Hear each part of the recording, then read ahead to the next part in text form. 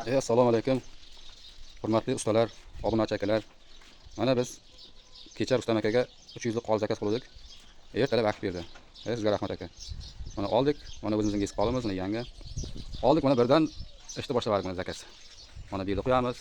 Mana bu yerda qo'yamiz. Narguyda bor. Ishingizga omad Rustam aka, sizga katta rahmat. Nasib bo'lsa, hali bilan ko'p ishlaymiz aka. Qolib ko'rdik mana, qalin sifatli qolib ekan. Mana qalin, ko'ngildadim ham ziyat bo'ldi-yu. Ovurgana. Kasbi tumaniga qolib tashlab ketyapmiz. 30 lik.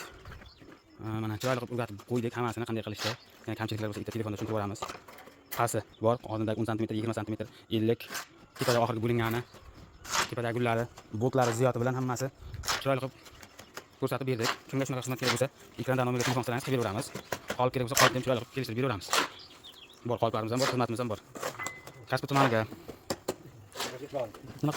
Shakarjo'q qishlog'ida. Shu tomonda siz aytaverasizlar. Aytamiz. Ha, Otayiblardan. Otayib Bahriddin akaning uyidamiz hozir. Chiroyli qo'yib beradi. Mana. Hammasi chotki, mana akaning o'zi. Nasib xizmatda, ha. Shunday. O'zi shu zakaz oldingiz-ku. Ha, qishlog'ning grupasiga jiyani qolib olib keldik. Endi qilib beramiz desa, ikkitasi sirazni tashlabdi. Ha, nechil bo'ladi deb-da. Ana qurbani ham ustiga qoplasa bo'ladimi deb yozibdi sirazni. Bo'ladi, hammasini chiroyli qilib beradi.